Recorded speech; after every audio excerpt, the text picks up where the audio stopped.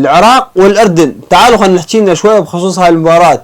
نقدر نقول ألف مبروك للأردن، تعادل بطعم الفوز، وهاردك للعراق تعادل بطعم الخسارة، لأن على أرضه وبين جماهيره بدون مجاملة وبدون عاطفة.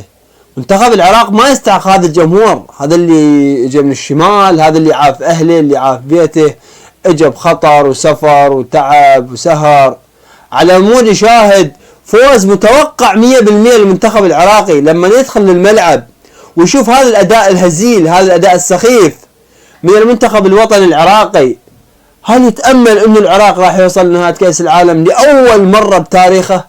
تشكيلة المنتخب العراقي اللي نزل بها ضد الأردن مستحيل من كاساس، مستحيل من كاساس، لأن كاساس يفتهم وكاساس خبرة ويعرف شلون نزل تشكيله. بس هاي التشكيلة 1000% لها ذراع من يونس محمود. ما علينا من التشكيلة. نرجع إلى مواجهة العراق القادمة. بالنسبة للأردن عندها 8 نقاط، العراق 8 نقاط، الأردن فارق أهداف، متصدرة المركز الثاني. نقول ألف مبروك لكوريا الصاعدة لنهاية كأس العالم. نرجع إلى مواجهات القادمتين للعراق والأردن. الأردن راح تواجه الكويت، الكويت هي أضعف فريق بالمجموعة، فالأردن متوقع 100% راح تفوز على الكويت وتاخذ 3 نقاط وتوصل إلى 11 نقطة. أما المنتخب العراقي نقدر نحكي لنا شوية بخصوص مباراة العراق وعمان. أخيرا 3 مواجهات بين العراق وعمان.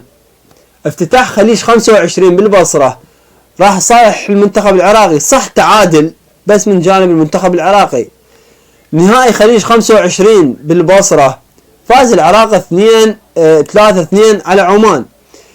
افتتاح هاي المجموعة مال تصفيات كأس العالم العراق وعمان بالبصرة فاز العراق 1-0. مثل ما كنا احنا ننتظر مباراة العراق والأردن ونطلب الثار من المنتخب الأردني، فعمان تطلب المنتخب العراقي ثار. من 3 مواجهات جمعتهم بالبصرة 3 تروح صالح المنتخب العراقي. عمان راح تحضر بكل قوتها، راح تنزل بأقوى تشكيلة عندها، راح يدخل أقوى جمهور بتاريخ المنتخب العماني هي مواجهة العراق. عمان راح تنزل على الفوز 100%، لأن إذا فازت عمان على العراق راح يصير مركز ثالث ويرجع العراق على المركز الرابع. بس يا كاساس نتمنى منك انه تركز على التشكيلة وانت اللي تنزلها مو يونس محمود. فاذا على هاي التشكيلة اللي نزلت فيها ضد الأردن فما اعتقد ولا اتصور انه راح تفوز على عمان وراح تاخذ 3 نقاط وتقربك الى التأهل الى نهايات كأس العالم.